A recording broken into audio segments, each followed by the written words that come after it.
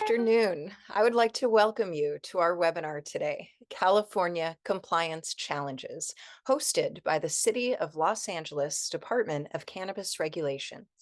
My name is Dale Sky Jones, and I am the Chancellor and CEO of Oaksterdam University, the original and longest running training for the cannabis industry in the world. And I'm excited to be your moderator today.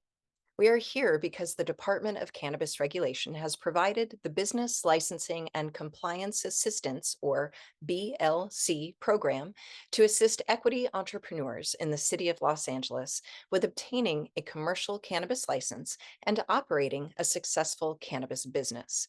Please visit cannabis.lacity.gov for more announcements on the ever-improving BLC program, for more and new live webinars with different subjects and experts, checklists, worksheets, and other management tools that you can download and use, and links for accessing expert consultants in the BLC coaching program.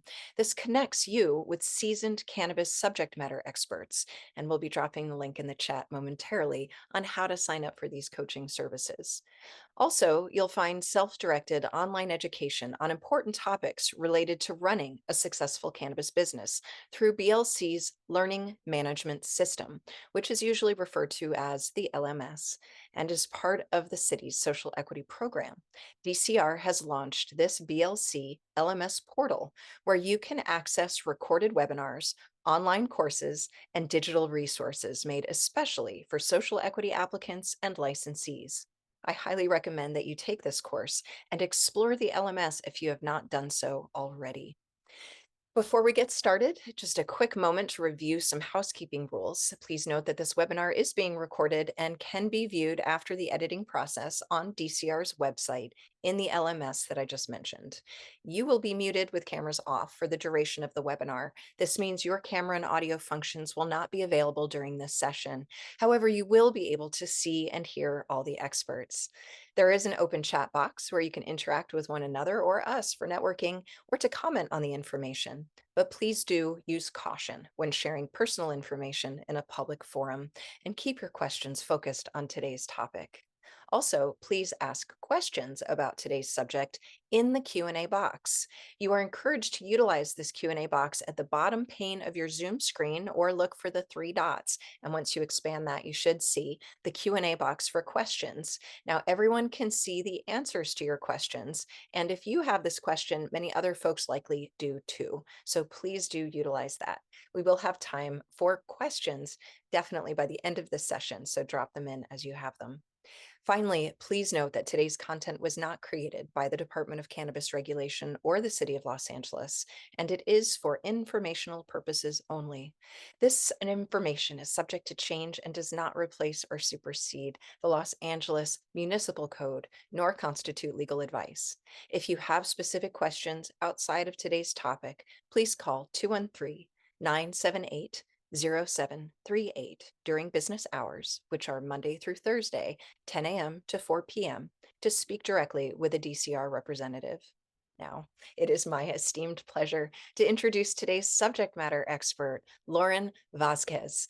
Lauren Vasquez is the fired up lawyer. She is a cannabis attorney and social entrepreneur who has worked for over 15 years to end cannabis prohibition and advance alternatives to the failed war on drugs. Lauren has practiced cannabis business law since 2009 and entered private practice in 2011. She has advised numerous cannabis companies and organizations. Lauren is the chair of Oaksterdam University's legal department and previously served as the National Deputy Director of Communications for the Marijuana Policy Project. In 2016, Lauren was the senior advisor and statewide outreach director for the Prop 64 campaign that successfully legalized cannabis in California. She now assists cannabis businesses with licensing and regulatory compliance and enjoys helping people just like you achieve their cannabis business goals. Please help me welcome Lauren, and go ahead and begin your presentation. Hello, everybody. Happy to be here today to talk about compliance challenges. I'm sure it's something that you're all familiar with, but we're here to help you navigate this and hopefully make everything a little bit easier for you. So To start out with our overview, this is what we're going to be touching on today.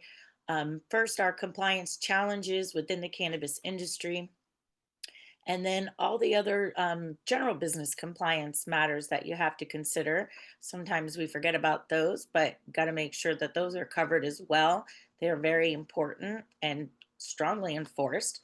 And then we're going to cover the DCC compliance highlights, what their concerns are, what their resources are, and their enforcement, as well as the city of Los Angeles's compliance priorities and enforcement and the resources that the city has available for you as well. So to understand the challenges is to understand compliance, which that alone is very difficult. There's a lot to cover. It's very detailed, very extensive, and constantly changing. So there's ways that you can get help through both the agencies, the city and the state, and then as well as expert help. And to remind you about getting expert help through the social equity program, we do have the coaching. I am coaching tomorrow. It is still early enough to sign up and sit down with me, talk to me about your concerns, and get the help that you need. There are other coaches as well that you can sign up for, just depending on what your questions are and what your needs are. But make sure to utilize the resources that the city and the state are providing for you, and get all of that social equity resources as well. Um, the biggest challenge really is the boots on the ground, is what you're doing on a daily basis to implement all of the compliance requirements. Just because you understand them doesn't mean that you're making sure it's happening. So this is going to be an integral part of your standard operating procedures, and making sure that your staff is adequately trained.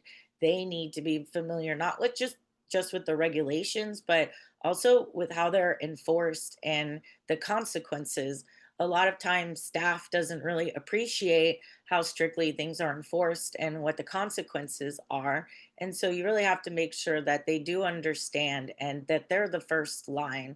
So staff training, implement compliance requirements, and do that through your standard operating procedures. Now, you also need to keep up with regulation changes because they are constantly being modified or added.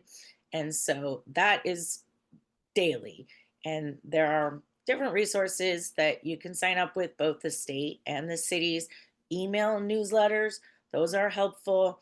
There's lots of different organizations that you can sign up with. But even those, multiple emails coming in every day, you have to review them and you have to make note of the regulations, and not just the changes that are being made now, but the prospective changes and how that might influence your business, and if you need to fight those regulations or if you need to promote those regulations. um, right now we have changes with the taxes at the state level. It's about to be July 2025, so things are constantly changing, and you need to, within your standard operating procedures at the management level, determine how you're going to keep up with those changes, how you're going to track them. Even for myself in my law practice, this is a big challenge. I use a lot of automations that will notify me of certain regulation changes, and I have to set aside a considerable amount of time just to go through all of those emails and make sure I'm aware of what's coming down the pipeline and what's about to be triggered.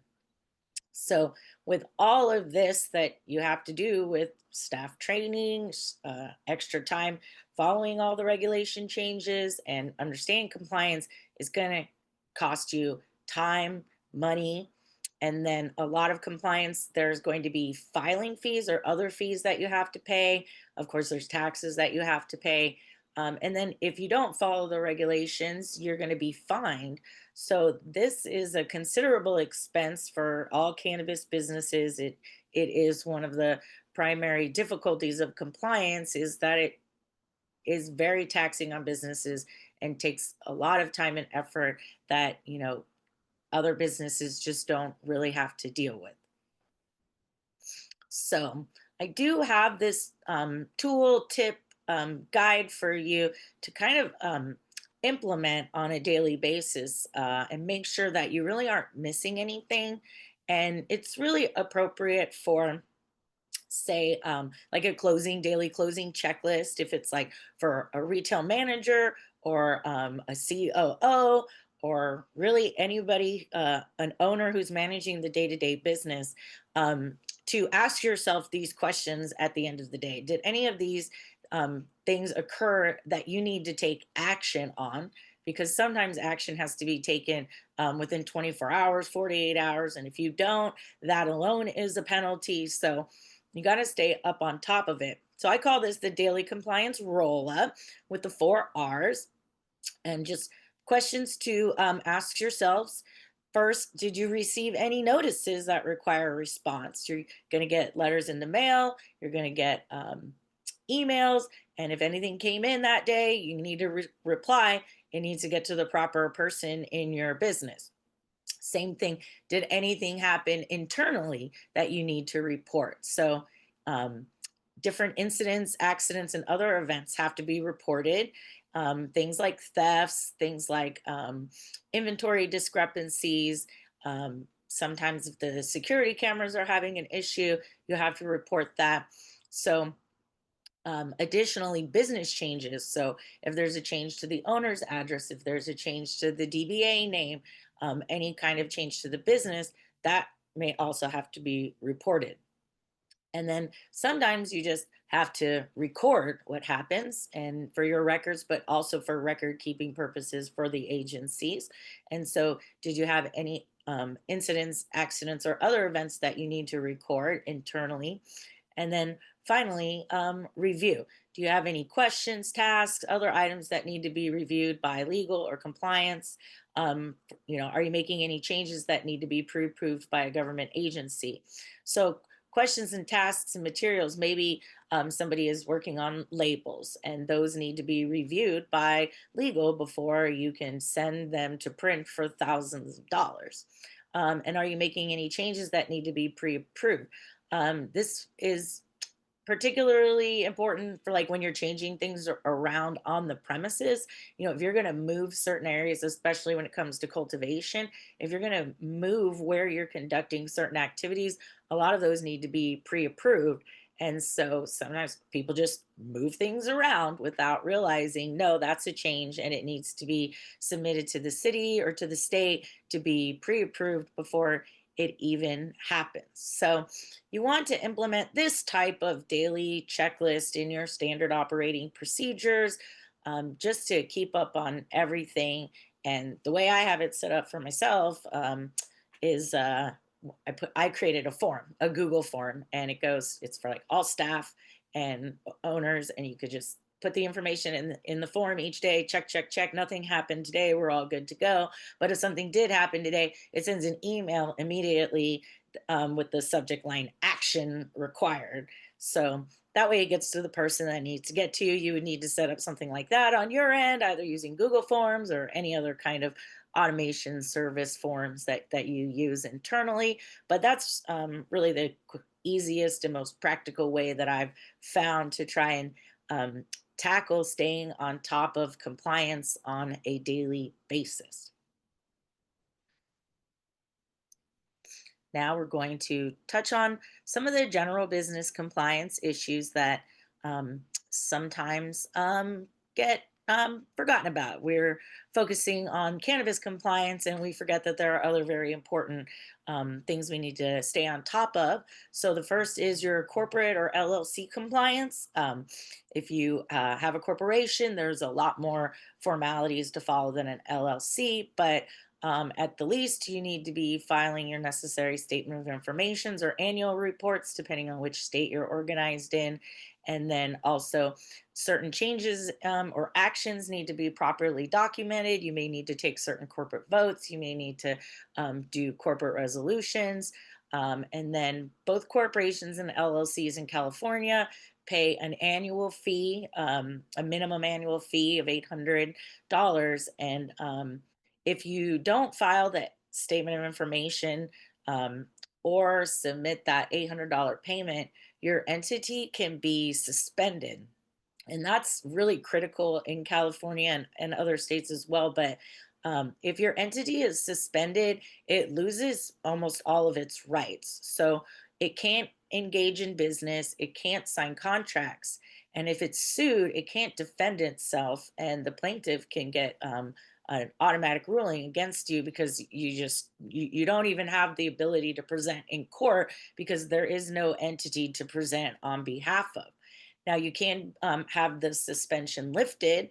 You have to do the Secretary of State filing, and you have to pay the whatever of that $800 is due. It could be for multiple years. People often form their entities and never do anything else, and then these $800 annual fees add up. But then there's also penalties and interest. So you may end up spending thousands of dollars to um, lift the suspension on your entity. And while it's suspended, you are at peril. You have no limited liability protection, which is essential in such a risky industry as the cannabis industry. And then, very important is all of our state and federal labor laws. They do apply very strictly, and there are very harsh penalties. There are entire government agencies set up to make sure that these laws are enforced. They have very easy reporting processes for employees to submit complaints, and they will investigate those. The penalties are often based on what is owed to the employee plus multipliers. Sometimes the fines can be three times what was owed. And you can personally be liable for labor law penalties, and you also can um, have issues with your corporate and LLC compliance if the company itself is not following the labor laws. So, this is like wage and hour, minimum wage, overtime, providing paycheck stubs, and um, all of those formalities to make sure that employees are being treated fairly and within the law. Um, and then, in addition, we have the Americans with Disability Act. And this applies to both workers and customers if you have customers coming on site. But also, people don't quite realize that websites are subject to ADA compliance, and there are very specific requirements. For example, the contrast of the font to the background, the size of the font, the way the website can be navigated. So, if you're a retailer doing delivery and people are ordering through your website, there are law firms that go through um, company websites and look for issues, ADA issues, and then they will file lawsuits because they've found violations, and they very much well could do that to you. So that's on the end of the customers. But as far as workers, workers can't be discriminated against for any protected category. Of course, you have to be 21 and up to work in the cannabis industry, but you can't discriminate based on disability, of course, but then also other factors such as race and religion and sexual orientation. So both the ADA laws and anti-discrimination laws, they protect your workers and your customers, and they are very strictly enforced. Again, discrimination. It's there are ways for employees and customers to report to the state agencies, and then also there are plenty of law firms that take these cases, and you could be subject to liability and get sued. And if you didn't follow your corporate or LLC compliance, you may not even have your limited liability protection. So, another very important area for us is products liability. This is a big area of the law where if you sell things, they have to be safe. And if not, then you can get sued. And the way that products liability works is it's a strict liability standard. You don't have to show that you made a mistake. They just have to show that they were hurt. And products liability goes up the entire supply chain. So a retailer is going to be responsible for selling a product that is harm someone even if they didn't make the product. So a distributor could be sued, a cultivator can be sued if a manufacturer used those flowers to make their product and then sell it to the retailer. Everybody can be sued along the way, and that's to make sure that everybody is constantly checking to make sure that the products are safe. So there is products liability insurance and um, other contracts that you can use with your purchasers and the supply chain that you're working with to put liability on one party or the other, but you gotta take care of that. And then also intellectual property. This one's important for the cannabis industry. One, you need to protect your intellectual property, but also don't infringe on other people's intellectual property. So a lot of times that comes into play with your brand names, your company names, especially with Canna Everything. So there have been companies that have had to change their names and their branding because they infringed on someone, and just fighting that is extremely expensive, and you can be sued if you um, infringe on other people's intellectual property. We also have strong data privacy protection laws in California, and if you're taking in information from customers at the retail level because you're making sure that they're either patients or that they're 21 and you're keeping records. Those need to be protected. And then also like online shopping records. So if you're taking in data, you have to protect it. And if you don't, there are laws that allow you to be sued and there's fine and penalties. So um, the data privacy and the website ADA compliance sometimes get forgotten, but make sure that you are implementing these general business compliance requirements. So now we're getting to the DCC compliance highlights, Department of Cannabis Control. So they do have a very helpful resource hub, Canna Connect. It's a whole area of their website that you can go, and it does include regulation updates and many guides, FAQs, handouts. There's forms that you may need to print out. For example, the retail brochure that they recently published, which is a requirement to give out, that's on there. Your uh files of the warning symbols, the California warning symbols, you can get, you can download those from the website. um, they also provide resources to help with all of the reporting, because some of the reporting, like the electrical use reporting for cultivators, is pretty complicated. So they do provide that as a resource. And also they have their email newsletter that you can sign up for. um, there are two online portals for the DCC, and these are the portals where you're going to do the reporting, where you're going to submit modifications of your premises. Some of the DCC updates, it's just the notification form, and you have to email it, but it has to be the designated responsible person for the account. Not just anybody can email it, and so sometimes another owner or manager will send it in and they'll just keep saying, no, you got to have the designated responsible party. Sometimes that person isn't on top of things. Sometimes that person isn't in part of the business anymore, but was never changed. So that can create slowdowns and problems. I've encountered that for sure. So there are two portals, just to be clear, for the DCC, one for cultivation and one for everything else. Acela is the cultivation, and then the new Clear system they switched over to for all the other licenses for not just your applications, but that's where your reporting and your amendments are going to be submitted. So from the Canna Connect website, you can see what the DCC's priorities really are. This is what they're highlighting, what they're listing at the top of the website. So primarily it's, what you're putting out to the public. So your advertising, your marketing, your packaging, and your labeling. This is, advertising has so many different rules. Just putting your license number on everything, let alone the market in which you can advertise because of the age. And then packaging and labeling, we're familiar with, the many many requirements there. So in addition to that, not so long ago they were cracking down on branded merchandise, so hats and sweaters and lighters. And now they've made it clear that those have to have your license number on them as well in a visible place.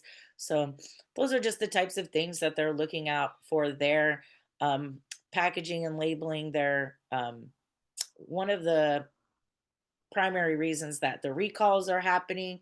So if you are on the DCC email list, you might notice, at least a few emails a month come through with the recall notices, and it will say the products and give you, there's a link so you can go in and see all the details, because if you need to implement that recall, you need all of that information. So, um, licensee modifications, I talked about those in the daily roll up. So things like owner address changes, owner changes, entity changes, DBA changes, mailing address changes, things like that. They are very strict about. And again, some modifications you're gonna have pre-approved. So make sure you stay in communication with the DCC before you start implementing those. And if you know, for example, that there's going to be a change in owner, somebody new is coming into the business, that all has to be reported very quickly, and the modifications have to be approved. And then again, mandatory reporting and notifications. So they've got all the forms there on the website for submitting those requirements. And then track and trace. That is the other big one that they are on top of. So you got to use metric, and trade samples is, something that they kind of highlighted recently, because you're not allowed to give out free samples, but we need trade samples. So there are restrictions on those. But if you go to the Canna Connect website, this is really the what you're going to see highlighted, what the DCC prioritizes, and therefore what you should be prioritizing as well. So you can see this example here of a recall of Personal's flour, and it's due to labeling that is appealing to children, and that's a common one. Other I've seen a lot of recalls because of in flours because of pesticides, but to manufactured, it's also due to labeling that is appealing to children. A few are for not complying with testing requirements. So if you well, anybody really, you need to monitor the recalls, because it might affect what you have to do. You might have to implement the recall. So if you grew the cannabis that's recalled, you got to take care of that. But if you're a manufacturer that uses that cannabis to make your products, you got to deal with that. And then similarly, if you're a retailer, you got to take those products off of the shelf and do all the necessary metric reporting that goes along with that. So everybody needs to be aware of the recalls, and that's something in your daily roll up. Was there a recall today that affects us that we need to implement? Okay. So more of the DCC priorities is lab testing, as I mentioned, workplace safety. We do have the labor peace agreement requirement in California. You need to make sure that, not if it's required for you, that you didn't just sign a labor peace agreement, but that you're actually implementing the requirements that you agreed to in that. And then every license type has specific regulations. Edibles manufacturers, there are requirements about the type of utensils that you use. And for indoor cultivation, it's the type of ventilation systems that you use.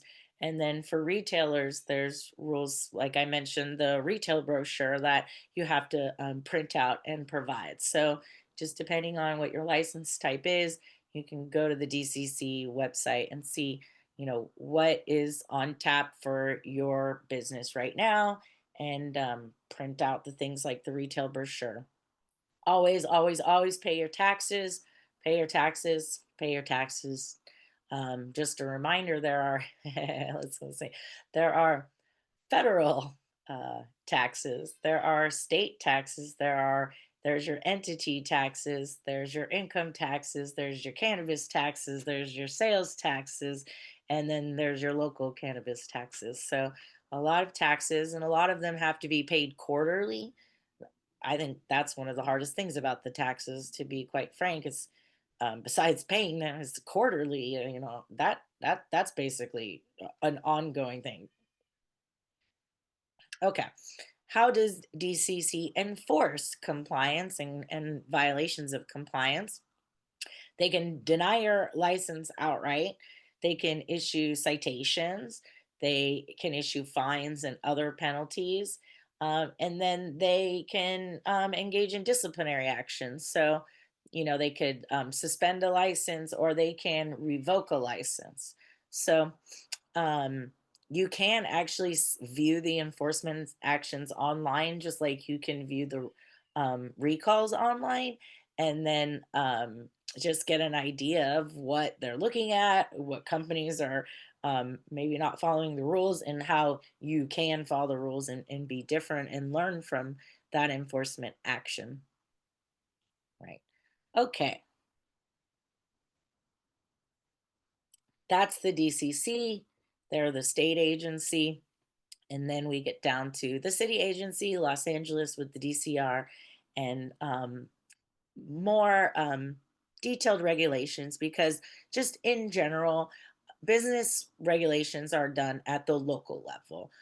The cities get to decide what businesses are going to be allowed to operate and what the rules for those businesses are. They control things like zoning and business licensing, local business taxes. So it is really at the local level where businesses get the day to day regulations.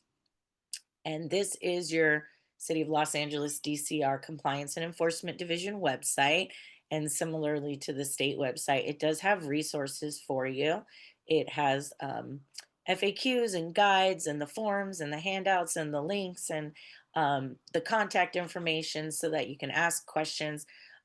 Never hesitate to ask questions.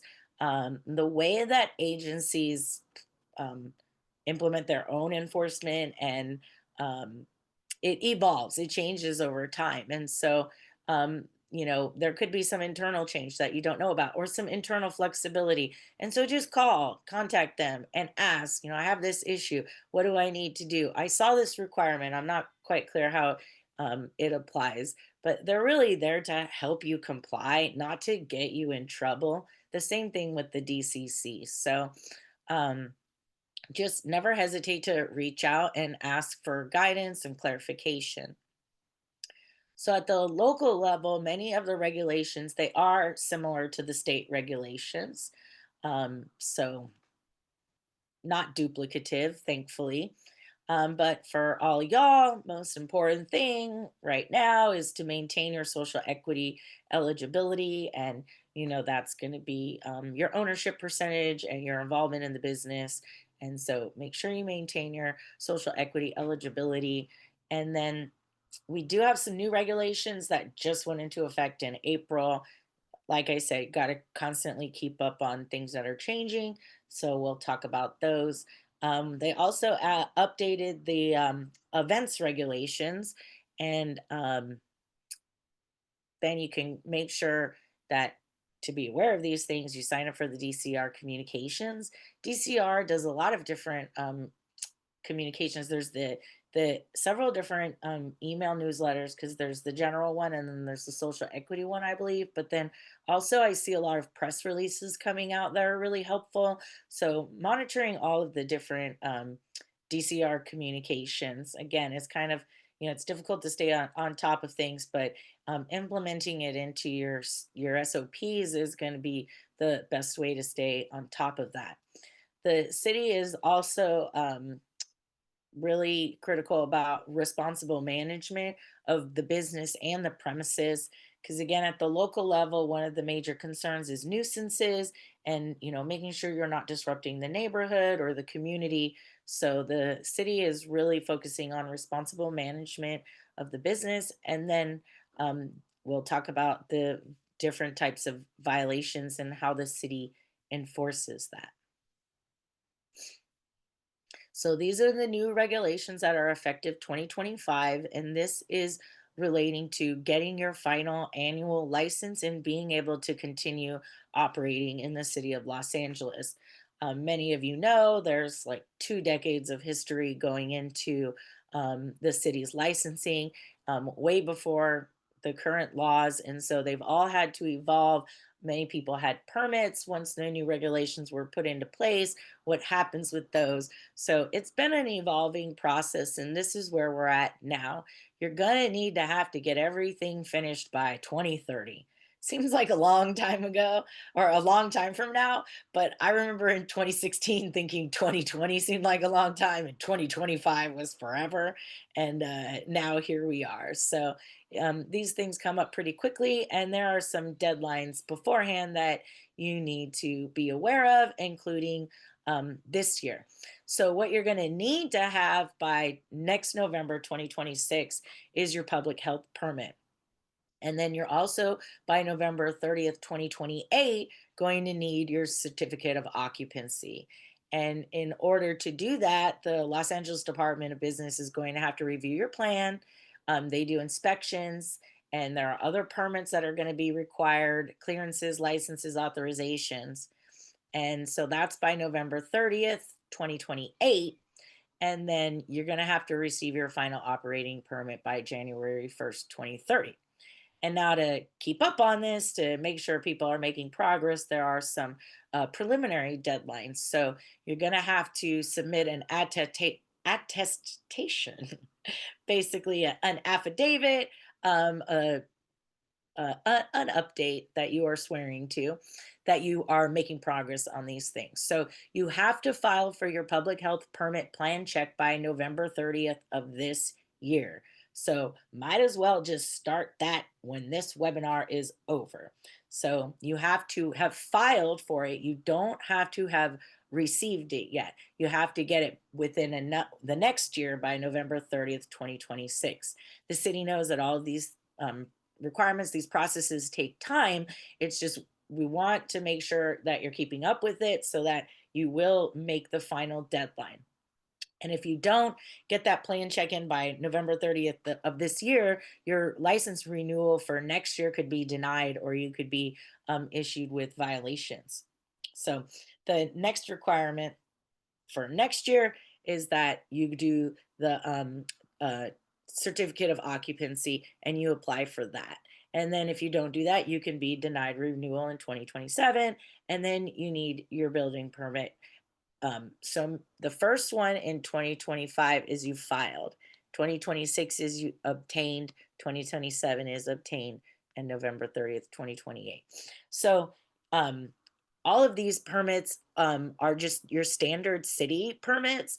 And then you need all of those to get your DCR operating permit, your annual license. So you got to get everything, your attestations in, and you got to obtain the permits by November 30th, 2028. And then you have until the end of the next year, basically, to get that final inspection and submit all of your certificate of occupancy and your public health permit, or you have to cease all of your activities until you do. So, again, this is to allow you to continue operating, but also make sure that you're making progress on all of the requirements.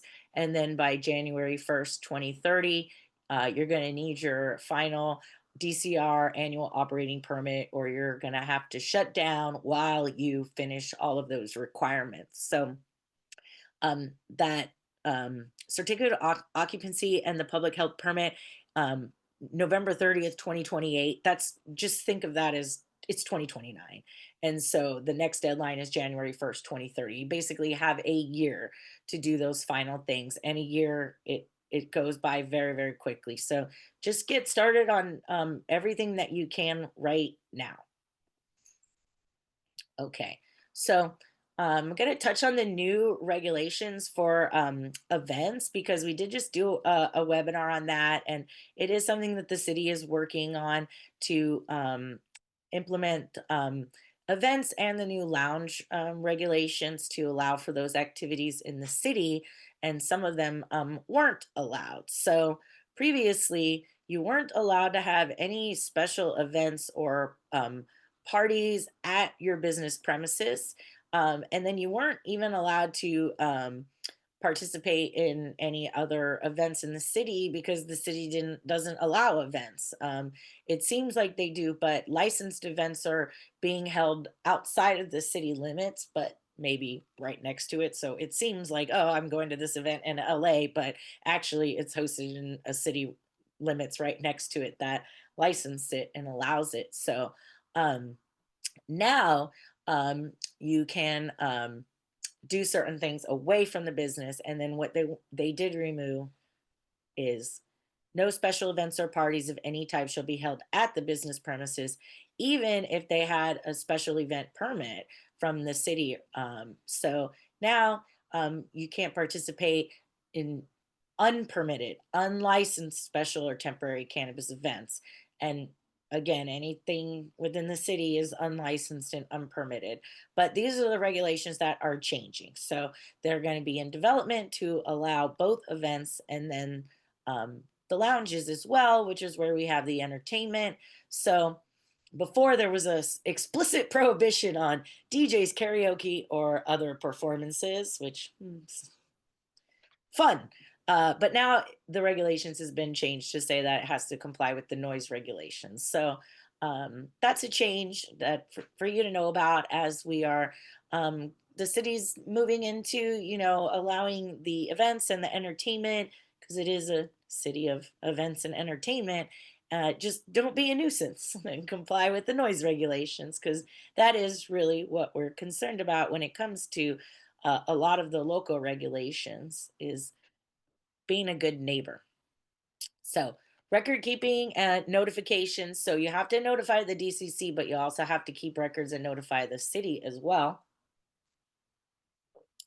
24 and 48-hour reporting requirements, which is, wow.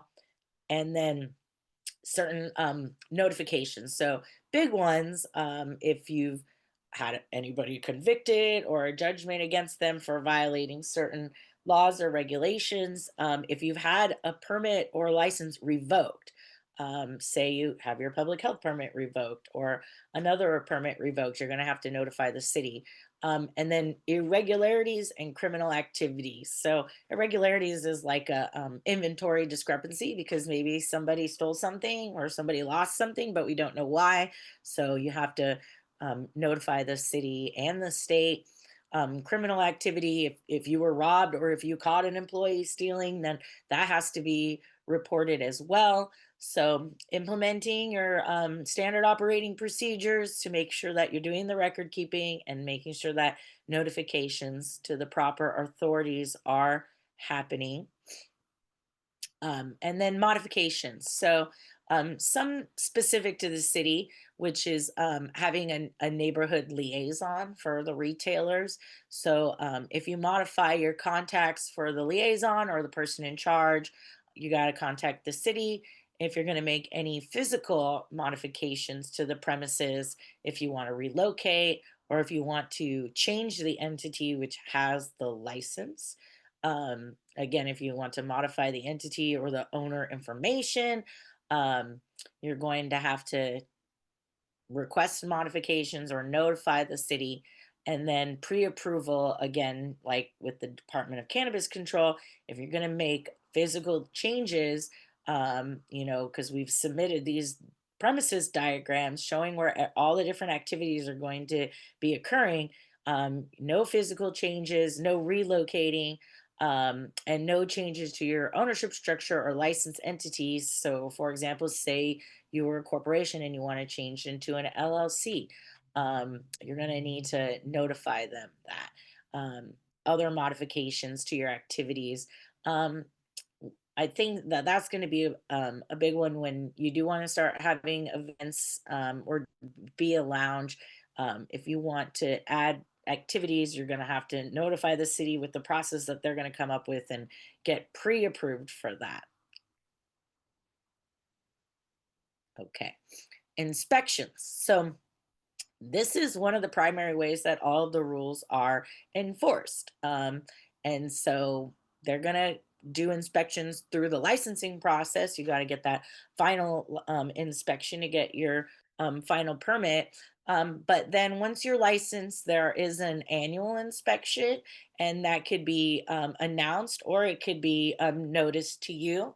But you have to comply with the inspection. You have to let the inspector on site.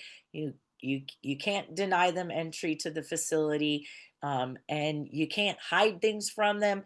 And if you aren't prepared to answer their questions or provide them with the records that you're supposed to be keeping, those in and of themselves are violations with penalties. So again, part of your um, standard operating procedures and your staff training is making sure that the manager on site knows how to access these records. A lot of the records are online. Maybe you share Google Drive and everything's uploaded there, but the person on site who's going to deal with the inspection needs to be able to access that to show the inspector. So this is your books of accounts, your track and trace transactions, your inventory, and say you have an employee and they don't let the inspector on site, or they can't provide the records. That's going to be the same as if you, the owner, did it. You are responsible for making sure whoever's going to be there that the inspector is dealing with follows the rules, because then you'll get in trouble. The whole business will get in trouble. So at the local level, there's a number of different agencies that you're going to be dealing with. DCR, first and foremost, but there's also the Department of Building and Safety, which you have to get your permit from. There's the police department. They do inspections, and they do certain licensing. Like alarm. Security alarm licensing type things, and inspections and testing. There's also the fire department and fire department inspections. There's the Office of Finance. That's who you pay for your licenses and for your taxes, your local taxes. The Sanitation and Environmental Industrial Waste Management Division, they're going to be dealing with like your water and your sewer. And then there's also the County Department of Health. The Department of Health is a county agency, but they work with the city on cannabis licensing. And so, the Industrial Waste Management Division, some of them are county offices that are working with the city on all of this. So you can receive inspections or notices from any of these departments saying they have questions for you, or they are implementing new requirements and they want to make sure that you're following them. So again, if you get notices from any of these agencies, you're going to have to be prepared to respond in a timely manner. So responsible management of your business premises. Um, Obviously cooperate with inspections. It is a major violation. And then you're going to need to make sure you have all your required postings up. So for the city of LA, you've got the emblem placard for retailers. You also have to have your neighborhood liaison information posted, but you got to post your license, your business tax registration certificate. Those things all have to be posted. And even if you're just not a business open to the public, you still have to post your business license. And then for retailers and others, you got to have your employees got to have the IDs that match all of the requirements. And you also have to have a written code of conduct per the city of Los Angeles. And so this is how they want you to responsibly manage your business premises. And again, don't be a nuisance. And they want to remind you that no consumption of cannabis or alcohol at the business premises. So um, don't be a nuisance, be a good neighborhood neighbor. So, security, these are the things that you're aware of that you got to make sure to keep the business safe. They include cameras, alarms, and your security personnel, limited access areas that you keep unauthorized people out of. Um, your employees and customer contact, you are responsible for not letting them loiter and cleaning up litter and graffiti. And then your equipment, so lights and ventilation. You got to vent, but you can't vent a nuisance smell of cannabis. It's not just getting the air out, but making sure it doesn't smell. And your lights, there are different requirements for lighting, the way that they're positioned and uh, where they are. So make sure that your lights and ventilations are doing what they're supposed to be doing and not being an annoying nuisance. And then retailers, you've got your specific regulations for both the storefront and the non-storefront. Storefront, you've got your placard. Everybody's got to do age verification, and then non-storefront's going to deal with your delivery vehicle requirements. Um, and if you don't follow the rules, you will be issued a violation. And the violations are divided into three different categories: major, moderate, and minor. And the category determines like the level of penalty, the level of the fine, and what you can and cannot do, if it's going to be subject to a suspension or revocation. And so it's gonna start with a notice to correct or a notice of violation from one of these agencies, from the DCR. And then if you don't respond to it, it automatically increases to the next level. So even if it was a minor violation, if you don't appropriately respond to the notice, and that doesn't necessarily mean fix it, it just means at least you respond and are in communication with the city about how you are fixing it, it will automatically escalate. And you don't want that to happen. So, this is just general timing, but so you know, it can be less days. So, with your notice to correct, you're going to get 30 days to correct it, but you can ask for an extension within that 30 days. Or you can appeal it if you disagree with it within 15 days. But some violations, the appeal time is a lot shorter because the violation is more time sensitive and serious. So these are just general guidelines. But if you get a notice, look at the deadline that you have to correct and to respond and to appeal.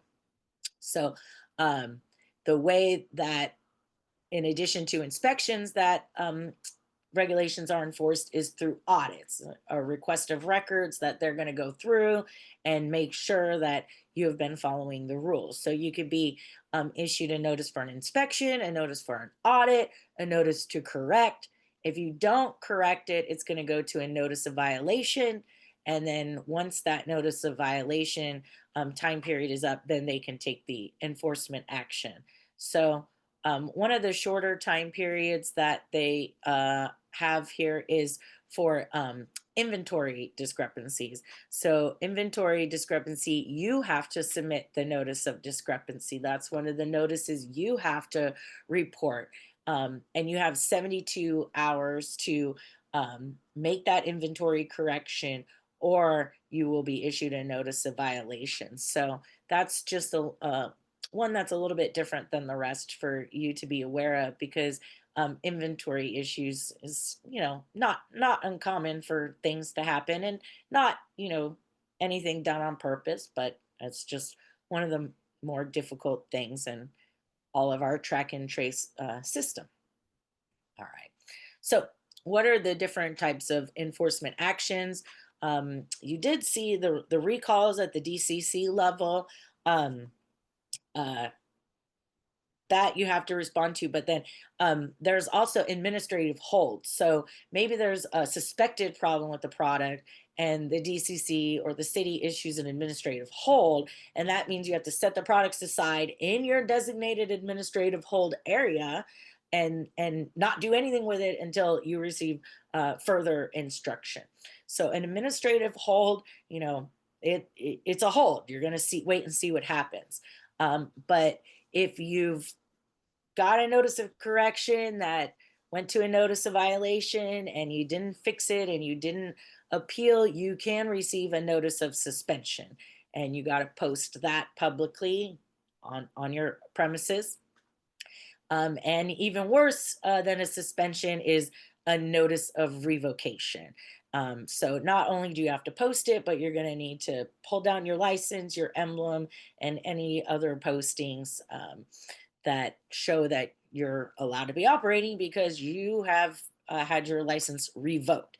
And in addition to suspensions and revocations, there are penalties and fines and additional penalties for repeat or unresolved violations. So these can be financial penalties, but they can also be strikes against your license and individuals and other penalties that, for example, another type of authorization or certificate could be revoked, like your building permit could be revoked, and then y- because you didn't do something that the DCR requires. So um, the penalties and fines they add up, and just take care of things. And even if you get the notice of correction, you can't fix it within the 30 days. You talk to them. They're going to give you a time period and you're going to work on fixing it and just show that you're doing everything possible as fast as possible and they'll work with you on it because again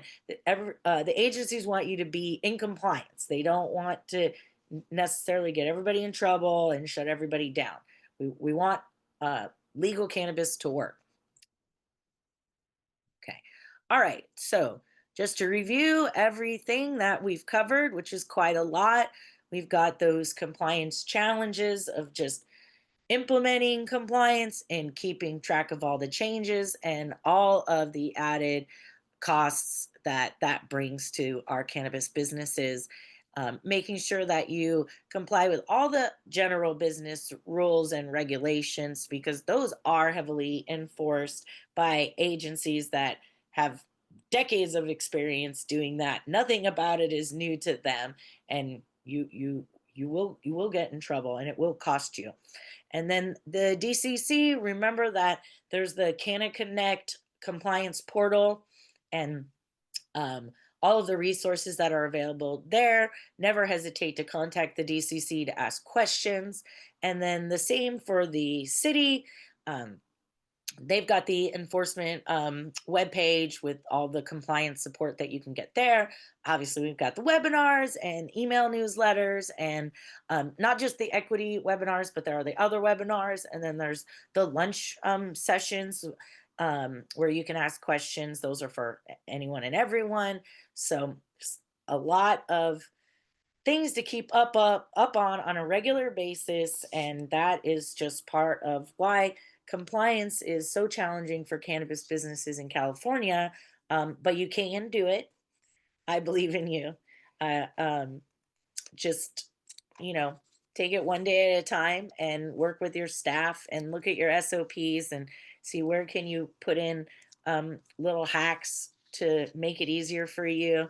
Try to implement automations and everything that you can to just stay on top of it and make sure that your staff and your co-owners understand the importance of following all the requirements and the severity of the enforcement and potentially losing your license. And if you have a license revoked under both local and state rules, you can't just go apply for another one. It's a strike against you as an individual owner. You might not necessarily be precluded from getting another license forever, but it's going to be a challenge. And don't think, oh, I could just start all over, no big deal. Um, so, with that, our webinar is done. And if you have any questions, I believe that you can put them in the webinar chat. And we did have one question just about the recalls and why the recalls are happening. And one of the things that we're seeing a lot is products that are appealing to children. And that's very confusing because there seems to be a lot of products that are appealing to children.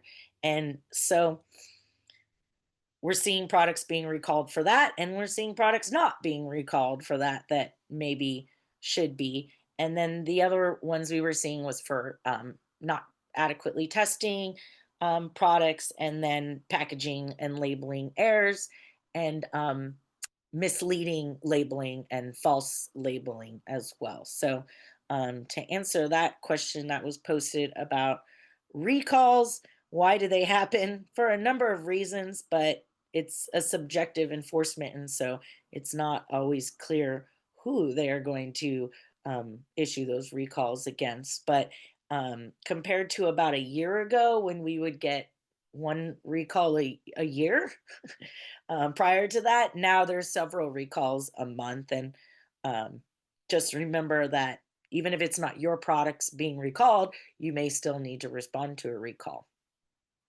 And then, do we have any other questions? You want to put them in the chat, or we will wrap up. I will like to say that yes, tomorrow um, I am doing one on one coaching in the afternoon. There's the link in the chat where you can still sign up. Also, next week and the week after, and then all the other coaches that are available. So make sure to utilize those resources because you're getting like you can get thousands of dollars of free services. And I very much enjoy working with all y'all and helping you out. So sign up for those, get all the help you can because compliance is bananas. And good luck with everything. And until we do the next webinar.